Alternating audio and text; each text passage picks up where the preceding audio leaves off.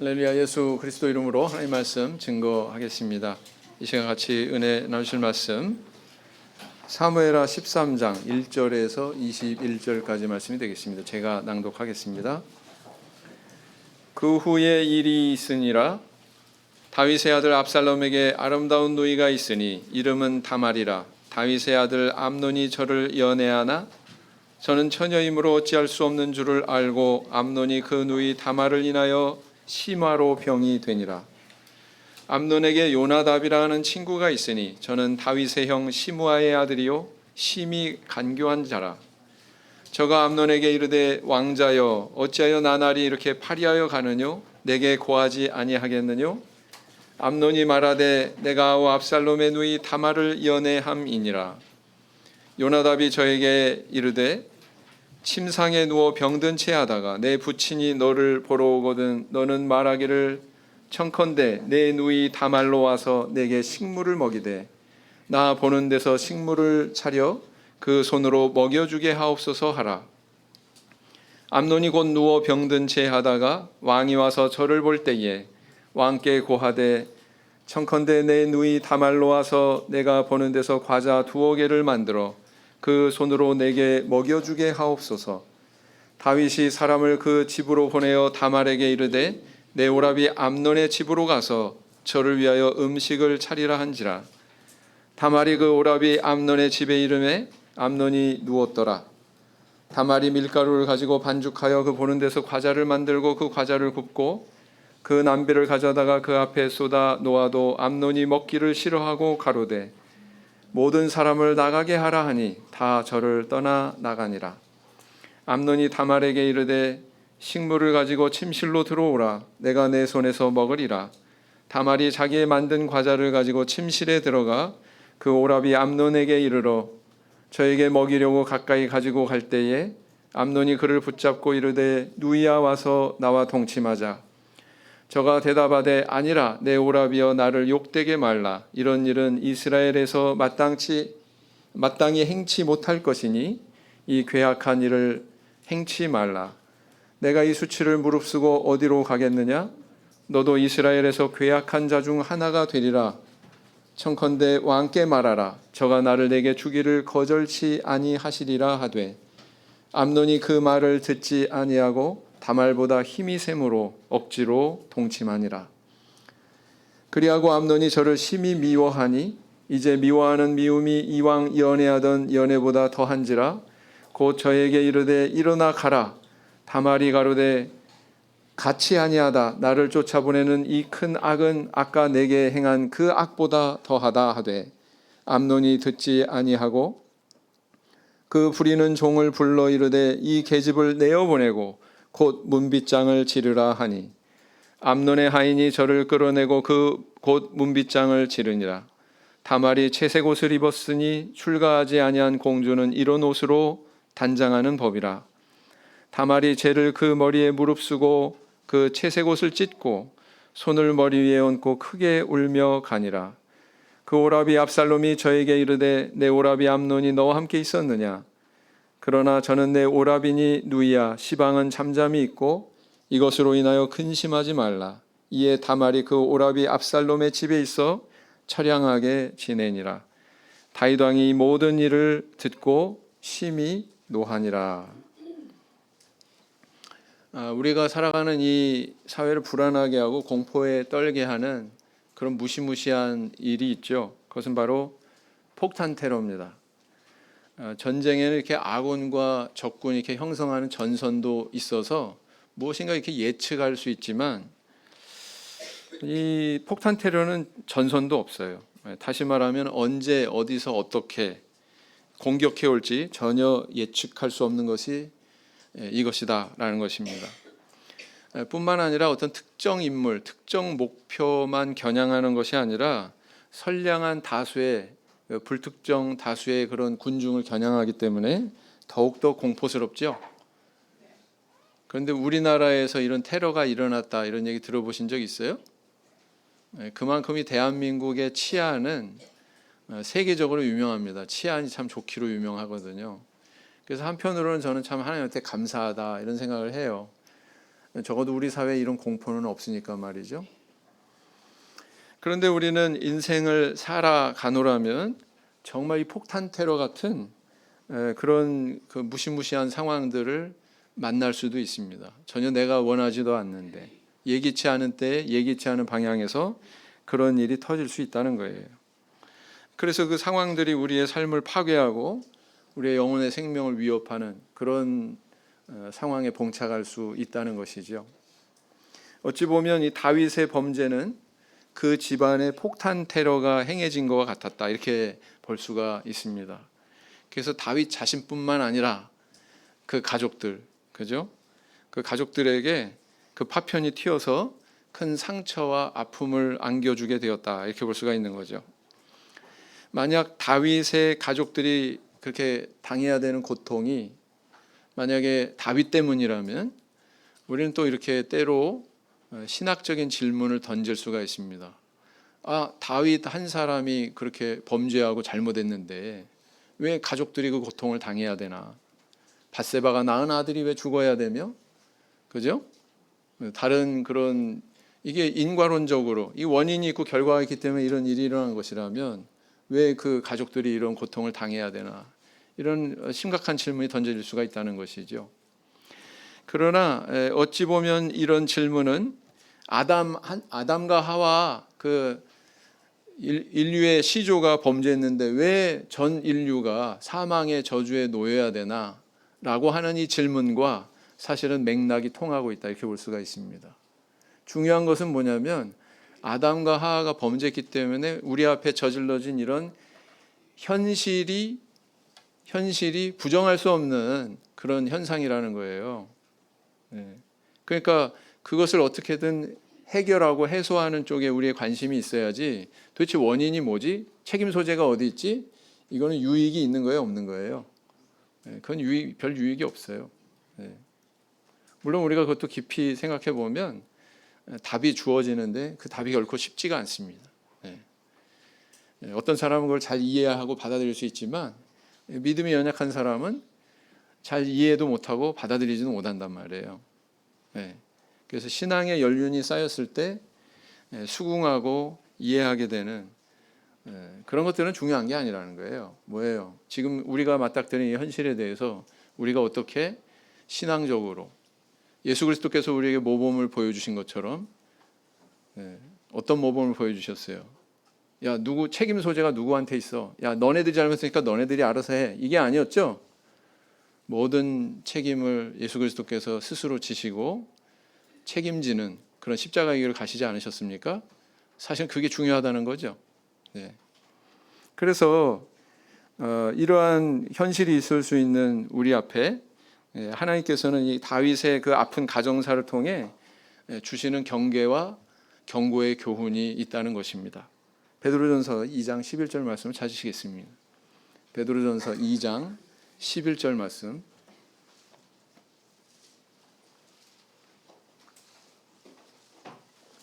베드로전서 2장 11절 말씀을 찾으시겠습니다.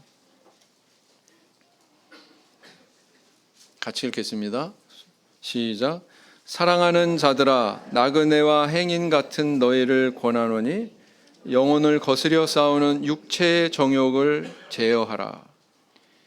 나그네와 행인 같은 그런 짧은 인생을 사는 동안에 우리 성도들이 가야 하는 길은 명확하다는 것이죠. 이 세상에 쾌락에 빠져서 방탕한 생활을 하는 것이 아니라 바로 이 영혼을 거스르는 육체의 정욕을 제어하고 자기를 절제하고 통제하는 그런 삶을 살아라 라고 이렇게 교훈하고 있는 것입니다. 그러기 위해서 우리가 주목해야 될 구체적인 교훈은 무엇일까요? 오늘은 이 다윗의 자녀들 사이에 일어났었던 불미스러운 사건을 통해서 하나님께서 우리에게 주시는 경고와 경계의 교훈이 무엇인지 함께 생각하고 은혜를 나눠보고자 합니다. 자, 오늘 본문에 보면 다윗으로부터 시작이 된 그 한 범죄가 어떻게 한 가정에 이렇게 확산이 되는지를 보여주고 있습니다. 다윗은 비록 이렇게 범죄했지만 나단 선지자 앞에서 회개하고 자복했을 때 그 선지자의 입술을 통해서 하나님께서 용서를 선언하셨습니다. 나단 선지자가 뭐라고 그랬어요? 여호와께서도 당신의 죄를 사하셨나니 당신이 죽지 아니하려니와 그랬습니다. 이렇게 다윗이 죽지 않을 것이라고 용서가 선언이 되었지만 반면 하나님께서는 이미 다윗의 집에 칼이 떠나지 않을 것이다. 이렇게 징벌에 대해서도 또한 선언하셨어요. 그래서 그 내용이 바로 이 사무엘하 20장까지 계속되는 것입니다. 그리고 그 중에 한 사건이 오늘 이 13장 본문에서 지금 벌어지고 있는 것이죠. 여기에서 발견되는 명확한 사실은 어떤 범죄든 하나님 앞에서 진심으로 회개할 때 용서받을 수 있다 없다? 용서받을 수 있다. 그러나 그 범죄로 인한 책임과 징벌은 면할 수 있다 없다? 면할 수 없다는 거예요. 거긴 반드시 하나님의 징계와 책임을 묻는 과정이 수반된다는 것입니다. 다시 말하면 용서와 책임 징벌은 별개다라는 것입니다. 아시겠죠? 네, 그것을 분명히 이해를 하셔야 된다는 거예요. 그리고 그것을 성경에서 이렇게 보여주고 있는 겁니다.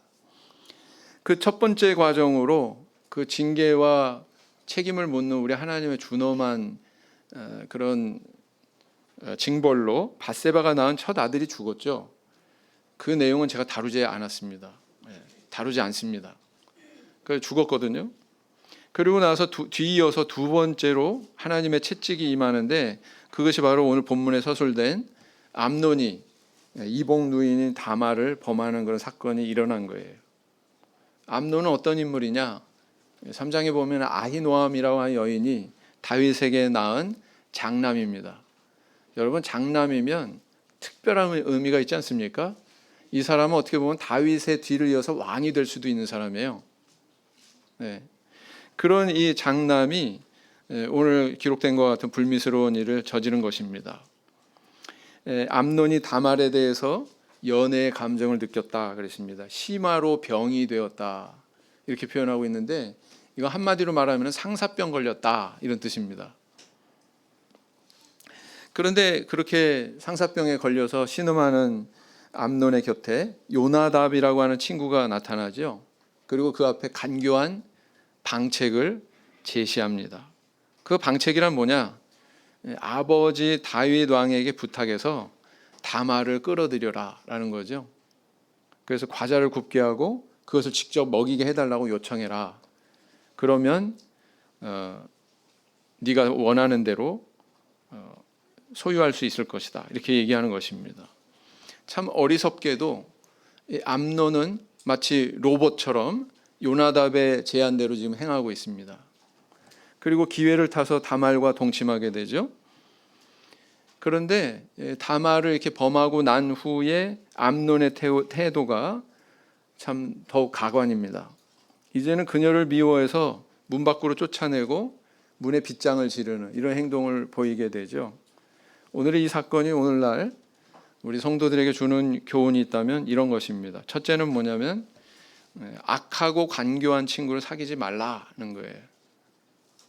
어찌 보면 이 교훈은 우리 학생 청년반들에게 주시는 하나님의 교훈이다 이렇게 볼 수가 있습니다. 간교한 악한 친구를 사귀지 말라라는 거예요. 13장 3절에 뭐라고 기록하고 있습니까? 암논에게 요나답이라 하는 친구가 있으니 저는 다윗의 형 시므아의 아들이요 심히 간교한 자라. 성경에서 어떤 사람의 성품에 대해서 나열하는 경우는 참 드물거든요. 근데 요나답에 대해서 뭐라고 그랬냐면은 심히 간교한 자다 이렇게 표현하고 있습니다. 암논에게는 뭐 사촌지간이고 그러면서 친구 같이 이렇게 지냈던 것 같아요. 암논이 이렇게 상사병에 걸리자 요나답은 아주 정교하게 자기의 방책을 이렇게 제시합니다. 여러분 같으면 우리 청주교회 학생반 또 청년반 같으면 이런 말을 하는 요나답과 같은 이런 방책을 제시하는 그 순간에 어떻게 행동했을 것 같으세요? 하나님을 경외하는 마음으로 이 요나답을 어떻게 했을까요? 큰 소리로 막 꾸짖고, 그죠? 쫓아보내지 않았을까요? 마땅히 그래야 되겠죠. 근데 이 암논에게는 이 하나님을 경외하는 그런 마음도 아버지 다윗에 대한 그런 존중하는 마음도 없었던 것 같아요. 그러니까 이렇게 행동했겠죠. 어떻게 아버지를 속이고 그런 짓을 하느냐고. 너는 윤리도 도덕도 없냐? 막 이렇게 꾸짖어야 마땅할 텐데 그러지 않았다는 것입니다. 육체의 정욕에 붙들린 암논은 그 순간에 하나님도 아버지도 또 하나님의 말씀도 안중에 없었다라는 것입니다. 마치 에덴 동산에서 뱀에게 유혹받았던 그런 하와처럼 하와가 저 선악과를 먹겠다고 하는 그런 마음으로만 가득 차니까 어떻게 됐어요? 과거에 하나님과 맺었던 그런 약속, 남편에게 들었던 그런 약속의 내용 이런 거 다 싹 다 잊어버린 거예요.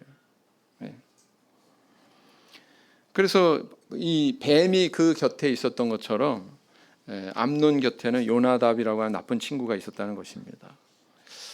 하나님께서 이 청년 성도들에게 주시는 교훈이 뭐냐? 친구 잘 사귀어야 한다라는 것입니다.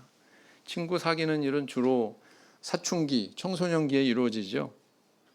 뭐 이렇게 대학 들어가고 뭐 사회로 진출하고 그러면 정말 진실한 친구 사귀기가 어렵습니다. 어렸을 때 이런 친구를 사귀는 아주 좋은 기회죠. 그런데 이때 주위에서 좋은 친구를 잘 사귀어야 된다는 것입니다. 왜냐하면 이 세상에는 좋은 사람만 있는 게 아니죠. 나를 죄짓게 하고 나쁜 길로 안내하는 악한 친구도 있기 때문에 그렇습니다. 우리는 먼저 이 사무엘상에서 정말 그 아름다운 그런 우정의 관계를 살펴봤습니다. 다윗과 요나단.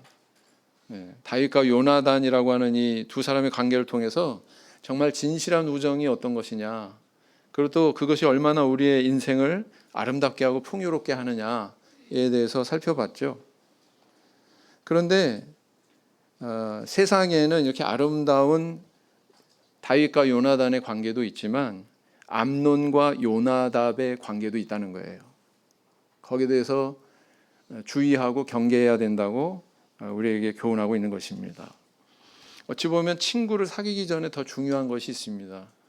학생 시절에 청년의 시기에 선악에 대해서 분별할 줄 아는, 정말 하나님께서 우리에게 주시는 말씀을 통해서 내게 주시는 그런 신앙적 가치관을 세우는 것이 매우 중요합니다. 그래서 그런 분별력이 섰을 때 무엇이 옳다 무엇이 그르다 선악을 판단하는 그런 분별력이 섰을 때 친구를 사귀면 안전하죠. 왜냐하면 뭐 삐뚤어진 친구는 쳐다보지도 않거니와 좀 삐뚤어진 친구가 있더라도 뭐예요? 내가 영적인 리더십을 발휘해서 옳은 길로 끌어올 수도 있는 겁니다. 그렇죠? 친구들이 만나면 그 중에서 리더십 발휘하는 인물이 반드시 있어요. 야, 우리 뭐 먹으러 가자. 우르르 가고. 야, 우리 뭐 먹으러 가자. 우르르 가고. 그런 친구 있어요, 없어요? 있어요. 그게 리더십이에요. 근데 아무렇게나 나를 그냥 친구한테 내맡기는 게 아니라 이런 걸 먹으러 가야지, 저런 걸 보러 가야지, 이런 취미를 가져야지. 이것이 선악을 분별하는 그런 판단력에 의해서 주관이 뚜렷하면, 영적인 리더십을 갖추게 되면 끌려가지 않습니다. 옳은 길로 끌어오죠. 그럴 수 있는 겁니다. 그래서 명심하십시오. 세상에는 다윗과 요나단의 관계도 있지만 암논과 요나답의 관계도 있습니다. 이렇게 하나님 말씀으로 양육받아서 올바른 신앙의 가치관을 세우는 참여예수교회 청년들 되시기 바랍니다. 잠언 14장 7절 말씀을 보시겠습니다.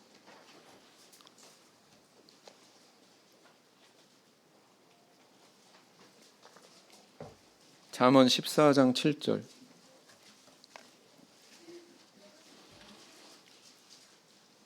잠언 14장 7절 같이 읽겠습니다. 시작.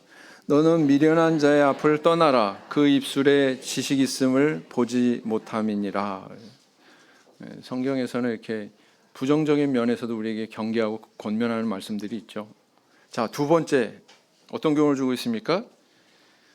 후손들에게 선한 신앙의 족적을 남겨라, 신앙의 모범을 남겨라 라는 것입니다. 어찌 보면 이것은 우리 작년반 성도님들에게 주시는 교훈이다 이렇게 볼 수가 있어요. 오늘 본문에 그게 흐르고 있습니다. 13장 6절을 보시면 암논이 곧 누워 병든 채하다가 왕이 와서 저를 볼 때 왕께 고하되 청컨대 내 누이 다말로 와서 내가 보는 데서 과자 2개를 만들어 그 손으로 내게 먹여주게 하옵소서. 누가 누구한테 한 말이에요? 암논이 아버지 다윗한테 한 말입니다. 암논은 요나답이 제시한 방책대로 마치 로봇처럼 이렇게 움직이고 있습니다. 참 이 모습 속에서 발견이 되는 우리를 경악하게 하는 그런 사실이 있죠. 어떤 사실이 경악하게 만듭니까? 암논이 아버지 다윗을 그대로 흉내내고 있다는 점이에요. 그대로 흉내내고 있는 것입니다. 다윗이 밧세바를 궁으로 이렇게 끌어들여서 범한 것처럼 암논도 다말을 자기 방으로 끌어들여서 범하고 있거든요. 다윗이 사람을 보내서 그 여인이 누군가 알아봐라, 그 여인을 데려와라 이렇게 행동한 것처럼 암논도 사람을 통해서 그 자기의 악한 욕망을 이렇게 채우도록 유도하고 있다라는 것입니다. 그리고 다윗이 왕의 권력을 동원해서 밧세바를 데리고 왔죠. 왕의 권력이 없었다면 불가능했겠죠. 그런 것처럼 암논도 아버지 다윗의 왕의 권세를 이용해 가지고 다말을 유인했습니다. 아버지가 명령하는데 어느 딸이 거역하겠어요? 그것도 왕이시기도 한데. 이렇게 암논의 행동은 아버지 다윗의 그것과 정말 소름 끼치도록 닮아 있는 것을 보게 됩니다. 그래서 암논은 결국은 아버지 다윗을 따라서 모방 범죄한 것이구나 라는 것을 알 수가 있습니다. 오늘날 우리가 사는 사회 속에서도 어떤 흉악한 사건이 일어나면 이상하게도 비슷한 시기에 그 이후에 유사한 사건이 계속 줄이어서 일어나는 경우가 있습니다. 그래서 생겨난 표현이 뭐예요? 모방 범죄 그러잖아요. 그죠? 사회도 그렇지만 가정의 울타리는 더욱 그런 겁니다. 이렇게 한 건으로 끝나는 것이 아니라 비슷한 복제품 만들어내듯이 이렇게 막 찍어내는 그런 무서운 점이 죄에 있다는 거예요. 범죄에 있다는 것입니다. 사무엘 13장 21절을 보시겠습니다. 사무엘 13장 21절을 보시겠습니다.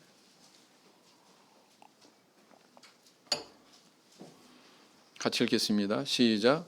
다윗 왕이 이 모든 일을 듣고 심히 노하니라. 그랬어요.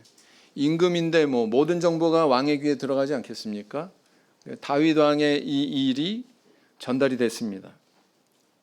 분명히 다윗은 그 일을 알고 있었는데 그런데 그 이후의 기록을 살펴보면 암논을 불러다가 매질을 했다거나 최소한 아주 심하게 꾸중을 했다거나 적절한 어떤 징계를 내렸다고 하는 그런 기록이 있어요, 없어요?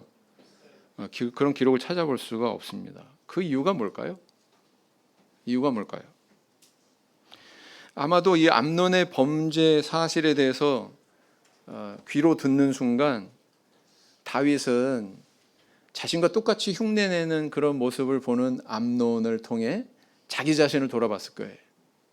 얼마 전에 자기가 범한 그 범죄에 대해서 생각하기도 싫은 그 범죄에 대해서 아마 돌아보게 되었을 것입니다.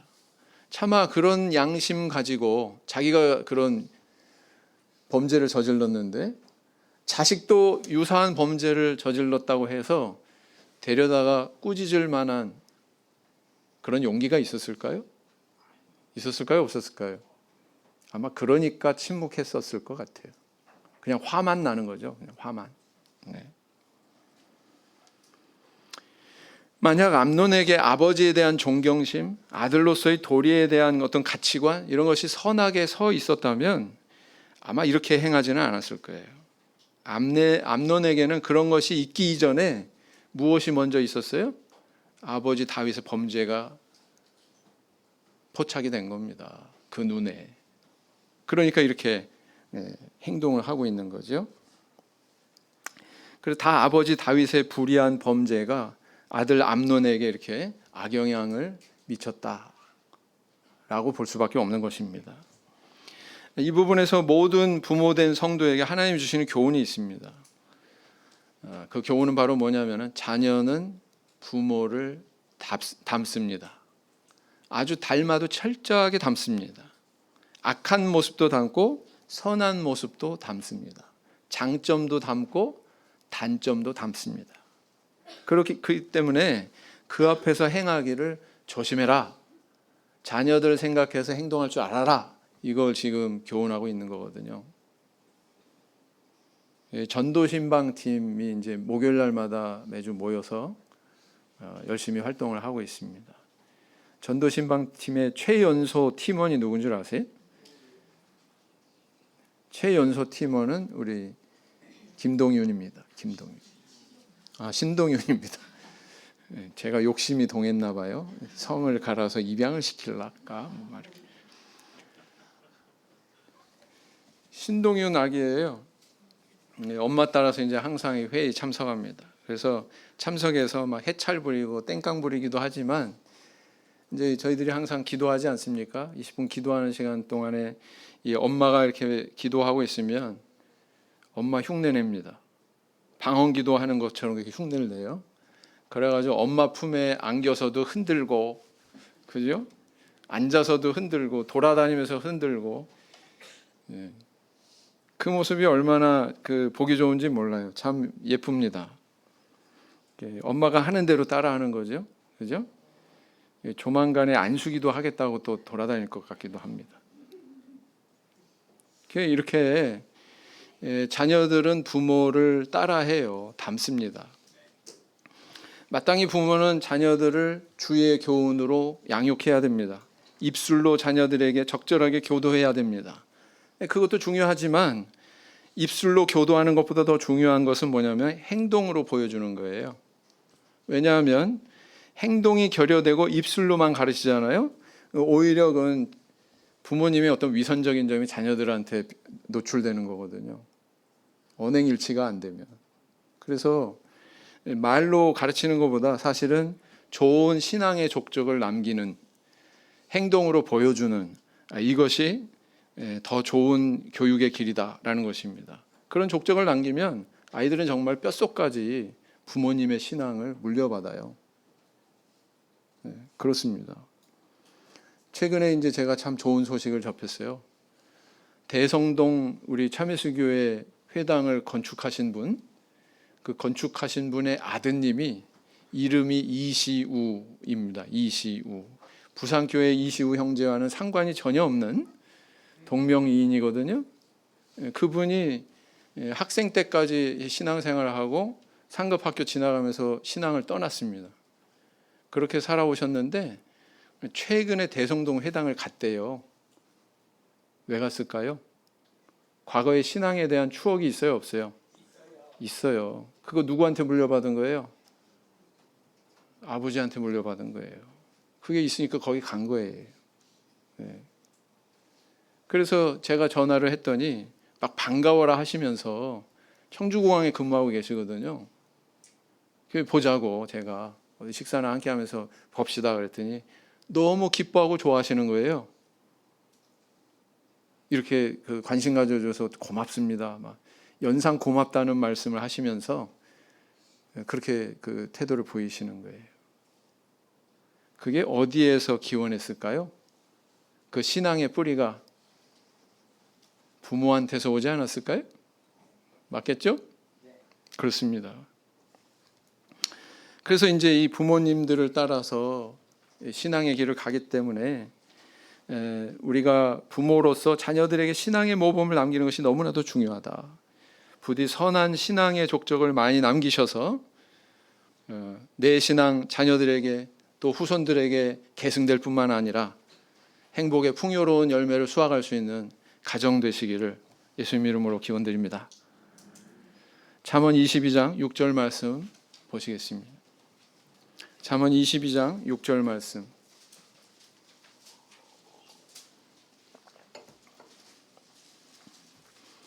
잠언 22장 6절 말씀 같이 읽겠습니다. 시작. 마땅히 행할 길을 아이에게 가르치라. 그리하면 늙어도 그것을 떠나지 아니하리라. 자, 세 번째 어떤 교훈을 주고 있어요? 우리가 어떤 욕망을 채우는 일에는 책임과 의무가 따라야 된다라는 것을 우리에게 교훈하고 있습니다. 우리가 어떤 욕망을 실현하는 데는 책임과 의무가 따른다는 것을 알아라. 이것을 우리에게 교훈하고 있습니다. 사무엘하 13장 15절로 다시 돌아가서 보시면, 그리하고 암논이 저를 심히 미워하니 이제 미워하는 마음이 이왕 연애하던 연애보다 더한지라. 곧 저에게 이르되 일어나 가라. 암논이 다말을 범한 뒤에 그의 태도가 더 나빴다고 이렇게 말씀을 드렸습니다. 16절에 기록하기를 오히려 그녀를 더 미워했다. 연애하는 그 마음보다 더 미워했다고 했고, 그래서 그가 어떤 명령을 내려요? 문 밖으로 쫓아내고 문빗장을 지르라고 그렇게 이야기하고 있죠. 이 모습은 인간의 어떤 본능적인 욕망이 채워질 경우에 그 후에 얼마나 이기적으로 그것이 변질되고 바뀔 수가 있는지를 여실히 보여주는 모습이다, 이렇게 볼 수가 있습니다. 즉 다시 말하면 암논은 다말을 진정으로 사랑하기 때문에 그녀를 원한 것이 아니에요. 자기의 본능의 욕망을 채우고자 그녀를 원했던 것입니다. 이게 사랑입니까? 이건 사랑이 아닙니다. 사람의 어떤 그런 성적인 욕망은 정당한 출구를 통해서 발산될 때 거기에 행복이 보장되어 있어요. 그 정당한 출구란 뭘 의미할까요? 결혼이라고 하는 제도입니다. 결혼이라고 하는 제도. 하나님은 인간이 결혼을 통해서만 그 성적인 욕망이 분출되도록 허락하셨습니다. 그리고 결혼을 통해서 책임과 의무가 주어질 때 그 관계가 견고하고 행복을 보장할 수 있게 만드신 거거든요. 그래서 하나님 그리고 또 많은 대중들 앞에서 결혼식을 하는 이유가 거기에 있어요. 내가 이렇게 책임을 다하겠다라고 하는 그걸 담고 있는 의미로, 그래서 혼인신고도 하는 겁니다. 그래서 결혼식이 중요하고 혼인신고가 그래서 중요한 거예요. 근데 암논에게는 이런 것에 대한 결함이 뚜렷했다라는 것입니다. 다말이 제시하지 않습니까? 참 예쁘기도 했겠지만 지혜로운 여인이었구나, 사리분별이 있는 여인이었구나라는 걸 알 수가 있어요. 만약에 날 원한다면 아버지한테 얘기해서 정식으로 신부로 맞아들여라. 다말이 이렇게 얘기하잖아요. 그죠? 그게 올바른 길이라고. 근데 그렇게 하지 않았다는 거예요. 모세오경 내용 중에도 배상에 대한 그런 법이 이렇게 명시되어 있습니다. 남에게 어떤 상해를 입히면 그 사람 이렇게 체벌해라. 남의 것 도둑질하면 그 사람이 이렇게 변상하도록 해라. 남에 대해서 이렇게 성적인 범죄를 저질렀을 때는 어떻게 책임을 지우고 이렇게 처리해라. 이게 명확하게 여기 나와 있습니다. 징계와 처벌은 일종의, 이것은 책임을 지우는 과정이에요. 자기 행동에 대한 책임을 지우는 과정입니다. 그 과정이 있어야 이 죄가 더 이상 확대되지 않고 거기서 멈출 수 있기 때문에. 만약에 그것이 안 이루어지면 어떻게 돼요? 공의와 질서가 깨지는 거고, 이 우리가 살아가고 있는 사회는 죄악이 만연한 사회가 될 겁니다. 그럼 어떻게 될까요? 불행이 꼬리를 물어서 많은 사람들이 고통받고 상처에 짐을 지고 살아가는 아주 불행한 인생을 경험하게 되거든요. 그러니까 지금 하나님께서 이렇게 우리가 행복하게 살 수 있도록 하기 위해서 이런 법들을 명시한 거예요. 오늘날 우리가 살고 있는 이 시대 사람들 어떤 가치관을 가지고 있습니까? 참 시간이 지날수록 굉장히 염려가 됩니다. 이후에 우리 신앙의 세대들, 젊은 세대들이 염려가 돼요. 야, 과연 잘 지켜야 될 텐데. 사랑이 아닌 이기적인 욕망을 마치 사랑인 것처럼 포장하고 미화하면서 여러 매체들을 통해 가지고 그런 것들을 막 유포하고 있어요. 뭐 드라마니, 영화니, 뭐 인터넷이니 이런 매체들을 통해서 왜곡된 이런 암논과 같은 그런 이런 행동을 조장하는 그런 굴절된 사랑, 사랑이 아닌 사랑, 이런 것들을 정당화하고 부추기는 그런 것들이 너무나도 이 세상에 많이 만연되어 있습니다. 그래서 미혼자의 혼전 동거나 뭐 기혼자의 불륜이나 뭐 얼마나 모텔이나 이런 것들이 많은지 몰라요. 왜 저런 게 필요할까? 사람들이 도대체 어디를 향해서 가는지, 그런 모습에는 어떤 책임과 의무도 느끼지 않는다. 그게 문제의 핵심이다라는 것입니다. 요즘 대학 주변에 원룸에 같이 동거하는 남녀 학생들이 있다고 그러죠. 그죠? 그래서 뭐 경제적으로도 서로 이제 둘이서 같이 생활하니까 절약도 되고, 그게 정당한 이유입니까? 그렇게 뭐 서로 일시적인 욕망 때문에 함께 동거하고 그러다가 그렇게 같이 살다가 헤어지는 것을 예사로 생각해요. 야, 우리 청년들도 저런데 물들면 안 되는데 걱정도 됩니다. 진짜. 그래서 이게 결혼이라고 하는 것을 전제로 하지 않기 때문에 막 미혼모가 생기고 뭐 사생아가 생기고, 그렇게 상처를 입고 자라난 아기들이 정말 건강한 사회생활하고 건강한 가정 이루면서 이후에 살게 될까요? 굉장히 우리 사회를 병들게 하는 모습이거든요. 이런 것들이. 사람에게는 필요 이상의 물건을 소유하려는 욕망이 있습니다. 자기가 쓸 수 있는 것보다도 더 많은 것을 욕심냅니다. 그렇죠? 대형 할인 매장이 왜 잘 나가는 줄 아세요?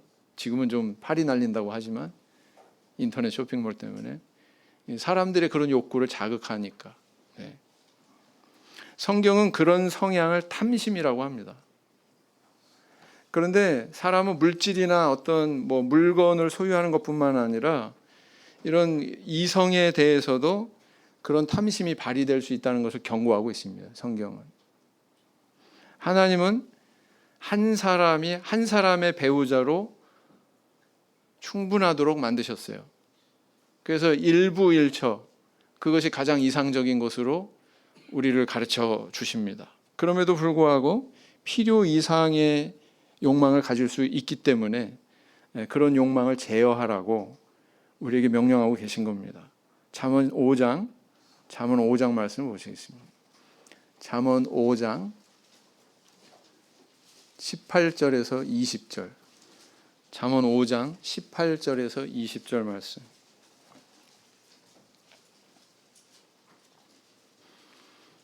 잠언 5장 18절에서 20절 같이 읽겠습니다. 시작. 내 샘으로 복되게 하라. 내가 젊어서 취한 아내를 즐거워하라. 그는 사랑스러운 암사슴 같고 아름다운 암노루 같으니 너는 그 품을 항상 족하게 여기며 그 사랑을 항상 연모하라. 내 아들아 어찌하여 음녀를 연모하겠으며 어찌하여 이방 계집의 가슴을 안겠느냐. 사람 안에, 특히 남성 안에 이런 욕구가 만약에 없다면 이런 말씀이 있을 필요 있어요? 없어요? 없겠죠. 그렇기 때문에 이런 말씀이 있는 거예요. 제어해라. 너 자신을 통제할 줄 알아라 라는 것입니다. 우리 참교회 성도는 시대가 변한다고 세상의 타락한 가치관에 의해서 동요하면 안 됩니다. 성도가 말씀을 버리면 그것은 불 꺼진 등대가 되겠다는 거예요. 우리는 시대를 초월해서 영원한 하나님의 교훈을 붙들어야만 합니다. 그것을 붙들 때 우리는 우리 사명을 다할 수 있는 거죠. 어두운 세상을 밝히는 등대 같은 역할을 할 수 있다는 뜻입니다. 어떤 청년이 저에게 고민거리를 상담했어요. 학교 생활하기가 너무 힘들다는 거예요. 같은 과 뭐 친구나 뭐 서클의 친구나 이렇게 같이 어울리다 보면 뭐 자기 이성 교제하는 얘기하고 막 음담패설하고, 나는 어디서 듣지도 않고 내 생활하는 건 거리가 머니까 그런 얘기 듣다 보면 참 괴롭다는 거예요. 마음이 괴롭다는 거예요. 참 이 친구들 그렇다고 내가 몰라라 할 수도 없고 계속 얼굴 보고 같이 생활하면서 지내야 되는데 참 어떻게 하면 좋을까요? 친구들이 이제 뭐 워낙 그런 데 대해서 반응을 안 하니까 뭐 이런 거 저런 거 물어보면서 그런데요. 야, 너 천연기념물이야. 너 이조 시대 사람이냐? 뭐 그런다는 거예요. 별종으로 여기면서 거의 왕따 분위기이기도 하다 합니다. 그래서 참 괴롭다는 거예요. 내가 사회생활하면서 적당히 사람들 사귀고 그래야 되는데 어느 선까지만 사귈 뿐이지 그 이상 가까워지기가 어렵다는 겁니다. 제가 그 이야기 들으면서 어떤 감정을 느꼈을까요? 한편으로는 기분이 좋았어요. 아, 얘가 제대로 신앙생활을 하고 있구나. 당연히 그렇겠죠? 그런 증거하지 않습니까? 예. 한편으로는 기분이 좋았습니다. 그리고 그렇게 이제 제가 얘기를 했어요. 너 이거 하나님 앞에 경건하게 살려고 하면 반드시 우리가 겪게 되는 그런 일종의 핍박이다. 그렇게 생각해라. 친구 좀 뭐 가깝게 사귀지 못하면 뭐 어때? 교회 안에 얼마나 좋은 친구들 많아. 네? 좋은 친구들 많이 가까이 하는 게 더 유익이 있지. 거기에서 너무 고민하지 마라. 사회에서 뭐 도태되고 고립될 것처럼 걱정하지 마라. 하나님께서 다 길 열어주시고 함께 하실 거야. 네, 표정이 밝아지더라. 오늘날 성도님들 영혼을 거스르는 육체의 정욕을 제어하기 위해서 어떤 구체적인 노력을 하고 계십니까? 오늘 이 본문 말씀을 통해서 우리에게 주시는 메시지가 있다면 우리 청년들은 친구 잘 사귀라는 것입니다.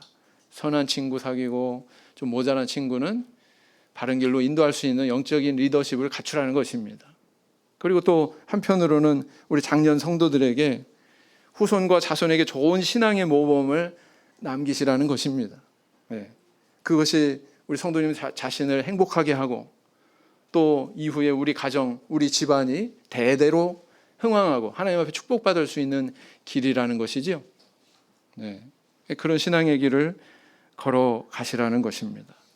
나그네와 행인에 비유되는 우리의 짧은 인생, 정말 이 세상에서 방탕하고 세속의 어떤 쾌락을 즐기는데 우리의 마음을 쓰는 것이 아니라 정말 말씀으로 우리에게 교훈하신 것처럼 이렇게 하나님 앞에 정결과 순결의 신앙의 길을 지켜나가는 저 우리 성도님들 다 되시기를 예수님 이름으로 기원드립니다. 묵상 기도하시겠습니다.